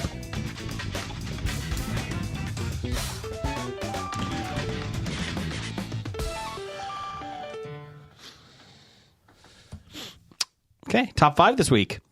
Top 5 films that are pure and totally 1980s. So you watch it and you're like, oh, this is a 1980s film. Totally. Wait. Yes. Do I have to say, ooh, this is a 1980s film? No, it could be good, too. Okay, because the way you said it. No. I apologize. Like, oh, this is a pure 1980s. Yes, this is the 80s. Yeah. I have some of each on my list. Okay. Go ahead, Jeff. You start. Oh, now I got to pull up my list. Okay. I'm going right out of the gate. I'm taking my sports movie. Okay. Thought, what sports movie screams the 80s more than Side Out? Oh, yeah, the volleyball movie. Yeah. C. Thomas Howell? C. Thomas Howell and Peter Horton. Oh, that's a good one. That's a good one. Did it have Susan Anton in it? I don't think so. I could be wrong, but Number 5 for you? All right, so, man, I was like, this is going to be tough. And then I went out of control. Then I had to rein myself in. Yep. So, all right, so I had a Hobie number 5 to show technology, special effects technology in the 80s that was on its way out and the new technology coming in. So I Hobied it with Clash of the Titans in 1981. Okay. With Harry Hooverhausen? Harry Hamlin? Harry Hamlin's in it, but he's Harry, talking about Harry Hamlin's in it, but the special effects, the Harryhausen. Harryhausen. Okay. The stop motion animographic, stop motion. Yes. Special effects. And then the next year we slide into cutting edge Tron in 1982. I didn't think of Tron. Nobody should ever think of Tron. Thought of Clash of the Titans. Unless you think of the 80s. Yes, you true. think of Tron. And it spawned a video game, arcade game. It did. The arcade game was the best part of the movie. Yeah. And the soundtrack of the arcade game was better than the soundtrack in the movie. But speeder bikes were pretty cool. That's pretty cool. I thought of Clash of the Titans because in the 80s I loved that movie. But Yeah. I guess just because the subject matter takes place, pre... Ancient Greece. Yeah. Yeah. That didn't scream 80s to me. Yeah. But it did have the cool mechanical owl. Yes. And so I did pick it because it was like ushering in one old special effects and sliding into the new. Yeah. I like that. So that's what I did there. That's what I did there. You know the best thing about that Tron video game? What's that? When your dude gets sucked up into the cone or whatever it is, he gets sucked up and they play that music. You can take that spinner dial, what is it, the throttle, and spin it, and it looks like he's swimming his way up because His arms are moving. Yeah, that's right. If you're at the Arcade. So it's like Super Cincy Expo. you can try it there and see what I'm talking You can about. also buy the arcade 1-up version of it, too. Tron is for sale. There you go. By the company that makes the Cool. arcade 1-up. Jim, number 5.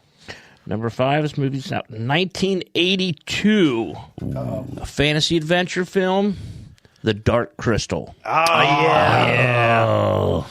a good one. Man, that wraps in Skeksis all the Muppet like movies, Gelfling. and that was huge in the 80s. Skeksis eat Gelfling.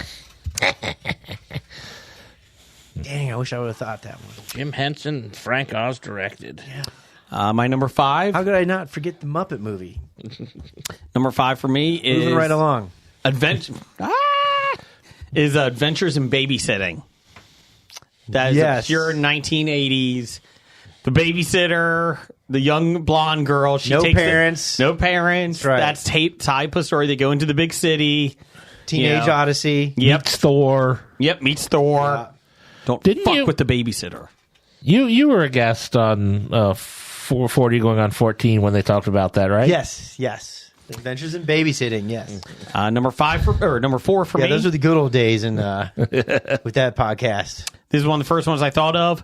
Shoulder pads and all. Working Girl. Oh, yeah. And, man, dang. Didn't come to me, but yeah, pure. You could even Hobie that with with a 9 to 5 with Dolly Parton. Ooh. Yeah. 9 to 5 is a Man. great movie. It is. Yeah. But Working Girl is pure. Yeah, Working Girl is when you think of the 80s. That's what you see. Yeah, like fashion-wise anything, or at least in the business world. Yep. Number 4 for you? Number 4, I think every kid watched this movie in the 80s. Porky's. Oh, that is a good Oh, one. dude. The sex romp movie of Yes. the 80s. That segues perfectly into my number 4. What did you have? Porky's too? I had Bachelor Party. Party.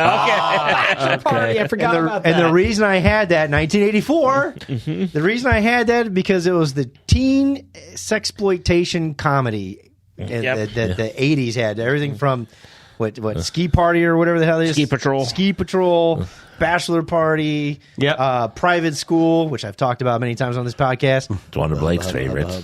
And but you can't make those movies nowadays. No. Jeff, number 4.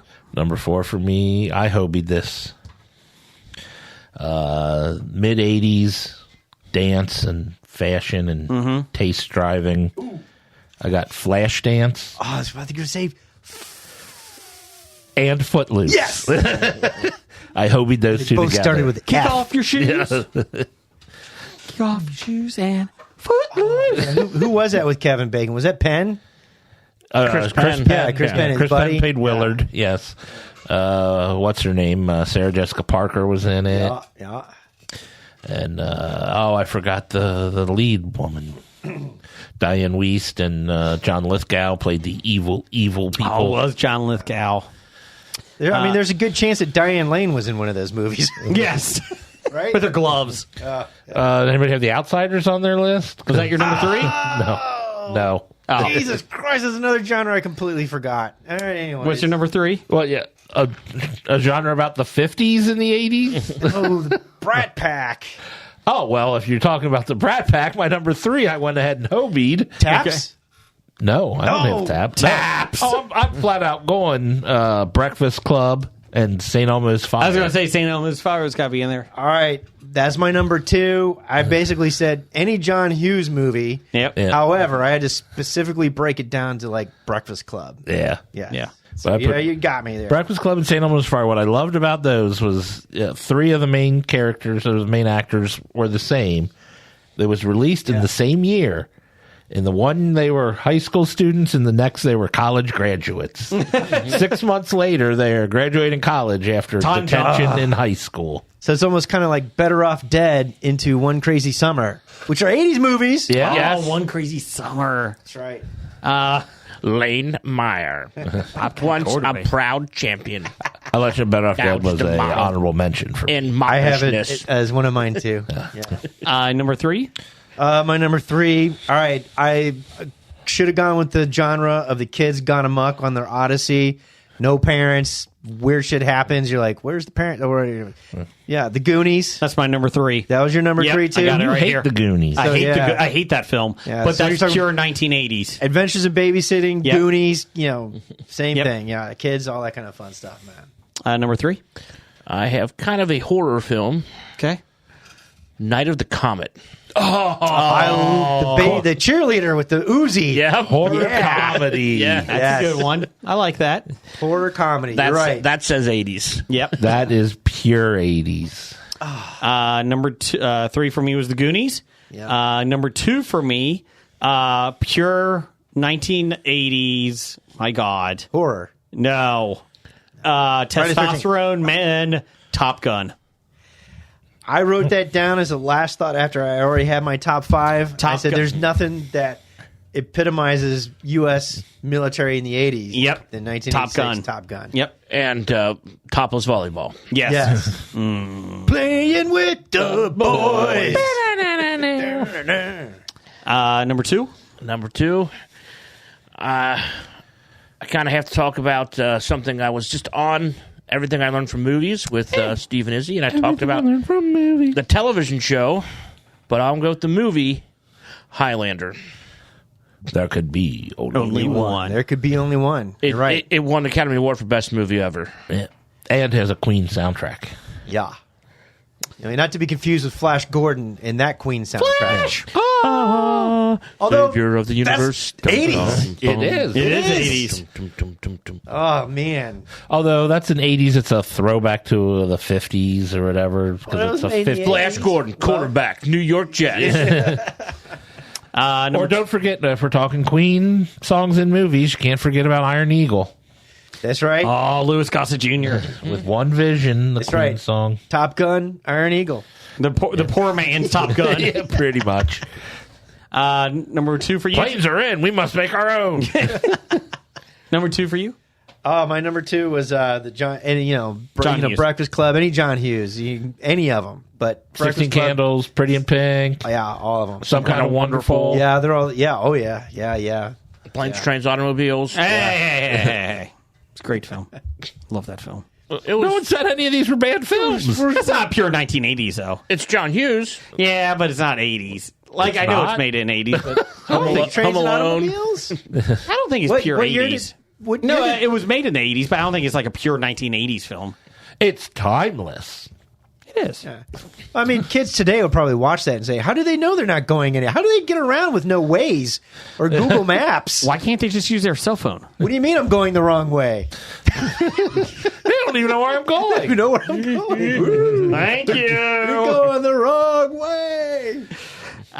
Number 2 for you? Number 2 for me, I have to go with the testosterone riddled Red Dawn. Oh, Yes. that's a good one. And more Brat Pack. Wolverines! And I thought of that one, but Pure 80s as being the first movie released with a PG-13 rating. Ooh, pure 80s right there. I thought it was Temple of Doom. Oh, Temple of Doom made it. Yeah, Temple of Doom was PG, and Yes. they said, we need something. In between. Yeah. Number 1? Oh, number 1 for me. Yeah, when you think of 80s, you think of Cocktail. Oh, God, the Bart. Well, Top Gun and then Cocktail. Yeah. Could we make Tom... That's the Maverick of bartending. Can we put Exactly. Top Gun into a bar? We're making bartending a competitive adventure. And Brian Brown's career is going to really take off now. well, he was in FX. Yeah. Never thought I would hear a FX reference. Number 1 for you? All right, now this one, unfortunately, I gotta kill the mood here with some seriousness. Oh, no. If you're an 80s kid, Gen Xer, you always grew up under the threat of global thermonuclear I know war. where you're going. War games. Yep. Would you like to play a game? Hello, Joshua. Yes. Hello, Professor. Stephen Hawking. I forget. Hello. So you think about it, and at the time it was like cutting edge. Ooh, computer. But eventually there is no winning this. Let's play tic-tac-toe. Yeah. Oh, how about global Thermonuclear war. Can't we just play Stratego? And then 40 years later, it's all coming relevant again. They're going to make a new one. Circles back around. Circle of Life. Or Death. Yeah. Jim, number 1? I had to Hobie this because these two movies were just probably two of my favorites, and it would be Stand By Me. Oh, okay. Another one where the kids are left alone, and Inconceivable. That no one else said. The Princess Bride. Yes, that film. but I think of that more as just a classic. It's a classic. It's a Timeless. storybook. It doesn't. But no, it didn't take place in the 80s. Yeah. It took place in all. Anybody in all want a peanut? time. But it did have Columbo in it, and it had Wonder. And Kevin Arnold. Young Kevin Arnold before he was Kevin Arnold. Have fun storming the castle. And Billy Crystal was more Yep. 80s than Billy Crystal. And A nice mutton, lettuce, and tomato who's his sandwich. wife? Who's his wife? Carol Kane. Yeah, Yep. Carol Kane. That's right. 80s. Okay. My number... Andre the Giant. That's The Wonder Years. Kid. Light him? Yeah. Not yet. Kevin Arnold. Oh, Kevin Arnold. Sorry. My number 1? Number 2. This is the reason I thought of this one, is I had this on the other day, and I love it. I don't know why. I don't It's not think good. Kevin Arnold means what you think it means. The whole Police Academy series. Specifically Police Academy 2. Specifically, too. Yeah. The one where Bobcat Goldthwait is the bad guy. First In one. the old zoo. Yep. The biker gang The hanging first- out in the old zoo. Because you just like hooks. Freeze, you dirtbag! Crazy dirtbag! yeah. No, number 1 is like a good movie. Sweet Chuck was his favorite. Yeah. But one was not a good movie. Yes, it was. Relatively It had to be speaking, because it spawned the rest of that 7 of them. franchise. well, we'll put it Miami, this way. though, Russia Number was- 1 was rated R. Yes. And then they went to PG-13 so But they there's- could get the younger crowd in. Well, I was watching it on regular cable, And I was like, and in the beginning, like there's two women that jump up at the beach and they're topless. I'm like, whoa, what am I watching? Like, I'm not against it, but I was like shocked. Oh, This is going to be the best movie ever. It's IFC. It's an IFC channel, and they don't cut. It's going to be my number one movie someday on a podcast that I'm going to host. Let's see here. Before we get to honorable mentions, we had some listeners respond. Something Cast on Threads. You can find us at Threads. Had Highlander, Lost Boys, Lost Boys. Oh, I didn't remember that. Flash- Perfect 80s. That is 80s. Flash Gordon, Flesh. Lean on Me. That's a good one. And Who Framed Roger Rabbit. Pittsburgh Nerd. Eddie. Pittsburgh Nerd had Better Off Dead. Only when it's funny. Yes. Less Than Zero. Oh, yeah. Less than zero. Breakfast Club. He hobied this one. Say Anything and Some Kind of Wonderful. Some kind of wonderful. Yes, And Pretty in Pink. Let's see here. I stayed away from the Hughes films because I thought everybody else would have fun there. I thought about throwing because everyone, but I'm like, but it Gotta can't throw it in. It can't be on my. It can't not be on my list. At least Breakfast Club. I knew I was going to get hobied, but Let's see here. Hold on. Let's see. But if I had one, it would have been Some Kind of Wonderful. Stork, Episodic Geek, had The Lost Boys. He hobied it with Better Off Dead and One Crazy Summer. The Breakfast Club, Weird Science, and The Goonies. And then we also Weird had... Science and Real Genius are kind of the ones. Oh, Real Genius. Yeah. You know what? I just found out a couple weeks ago. Uncle Rico's Uncle Laszlo. Rico is Laszlo. I did not know that. oh yeah, Laszlo from Real Genius is Uncle Rico from Napoleon Dynamite. Steve had everything... whoa! 100% right. Yep. Laszlo Is Uncle Rico. Is Uncle Rico. The guy living in the walls is Guy Uncle living in the Rico. walls? Oh my gosh! Yeah. I mean, it's Val Kilmer movies. I mean, You got to put Top Secret with Real Genius. Oh, I love Top Secret. Yeah. I know a little German. He's sitting over there. But Top Secret transcends the 80s. Yeah. Like Airplane does. Yeah. What about Johnny Dangerously? That is My 80s. grandmother put me on a hook once. What? No, I think his father, his grandmother shot him. Hold on. Steve had Everything I Learned from Movies. Everything I learned from Had Revenge of the Nerds. pure Got 80s. that as my. Yeah. All 7 Police Academies. Adventures of Buckaroo Banzai. Even the police academies from the 90s? I guess so. Okay. The Highlander. Yeah. Highlander series. He's big into the Highlander. Back to the Future.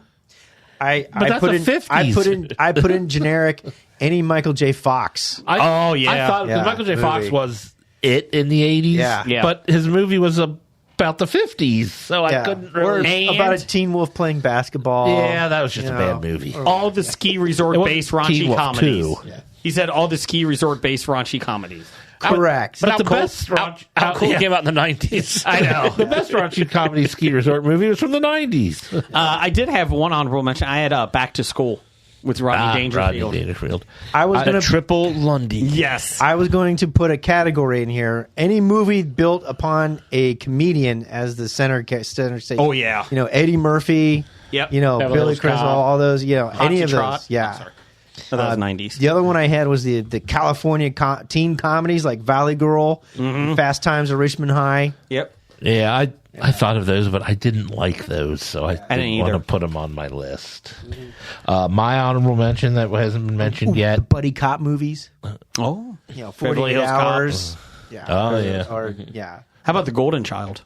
I want the knife. Please. But my honorable mention on here is heavy metal. Oh, the 1980s, animated film. rated R cartoon there. Yep. That's pure 80s. What year did it come out? 83. Because that was like, John Candy. I think that was voiceover. Yeah, John Candy did the voice. My honorable mentions, I took Dark Crystal, but I also had Labyrinth or Legend. Labyrinth and Legend. Gotcha. Oh, yeah. Legend. And the movie that has one of the most misleading titles. Naked Lunch? Nope, The Never Ending Story. It only lasted an hour and a half. 81 was heavy metal. And then you 81. have Then you have your Patrick Swayze bouncer film. Oh, Roadhouse. Jim. Or you just say any Patrick Swayze movie. But you know what? Dirty Dancing. Roadhouse to me feels like a 90s movie. I think it was ahead of its time. Yeah, but I went and watched Roadhouse, and what they do in that movie, I'm like, who's calling the cops? Where's 911? No. It was the 80s. 911 didn't That's exist. It's like Cobra Kai. Yeah. You solve everything with a fight. That's right. There was only 5 buildings in town. And we never said Wesley Karate owns Kid. the cops. Okay? And one of the buildings blew up. We never said Karate Kid in all of this. Now, I'm just going to create this $1 million worth of damage, and there's no repercussions whatsoever. And then the last one I had was kind of the rom-coms, but from 89, When Harry Met Sally. Billy Crystal. yeah, that's a good Billy one. Crystal. That's right. Meg Ryan, who played Oh, the same shit. character in many movies over and over again. Every movie Meg Ryan did in the 80s and early 90s. We did have one fan ask if we could do the totally 90s films. I guess that's what we're doing next week. We can do that, totally 90s films. Damn, that's the 90s. Let's see here. Before we'll switch up a little bit. Titles for the show. We're switching up. We're doing titles before Yeah. Bad Idea. Yeah. You're not mathing. All you can eat ribs. I don't like international chocolate. The super volcano is filled. Enough with the human sacrifices. And the super volcano cannot win. Had a lot of that. Pay the man. And never enough sacrifices. Yep. You love your sacrifices. I had Boobscapade. Did he have nice boobs? Lick the cookie. There goes they lick the boobs. And we don't talk about Doc Stout. I had the sum of key lime pie because you weren't mathing Yes. right. Sacrifice to the super volcano. Okay. And a fancy story about elves. I like the super volcano ones. There was only 6 to choose from. Boobscapade? No, Boobscapade it is. Never enough sacrifices? Or do you like the super volcano one that you had? What'd you have? Sacrifice the super volcano. Sacrifice to the super volcano. Yeah, I like that. That could sacrifice and super volcano in the title. And it's even timely because of all the volcanic stuff going on in Iceland. Yes. Yeah.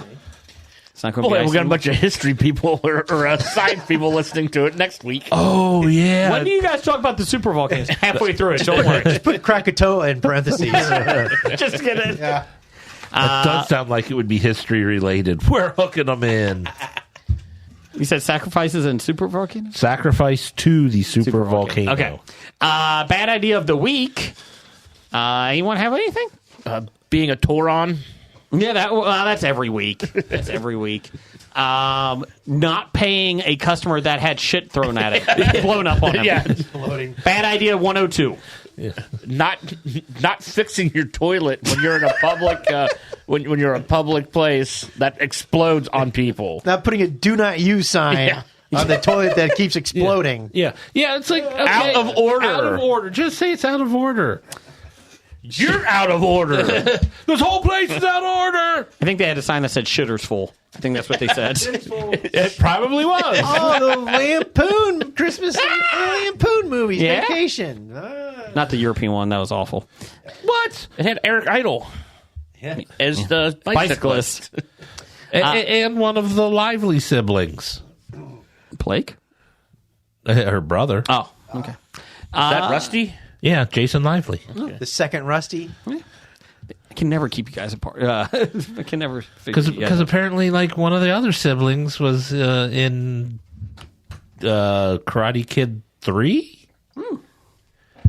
And in Cobra Kai was when what's her name, Ralph Macchio's wife went home or whatnot. I guess her cousin was the girl from Karate Kid 3. Oh, okay. And that was one of the Lively siblings. Okay, Roger says goodbye. Goodbye. Bye. From Walking Dead to Talking Heads, from comic books to TV sets, there's a history. Not so bad, there's the history. It's the history of bad, so bad. The history of bad, it's bad. History of bad ideas. Podcast. You've been listening to Hobie.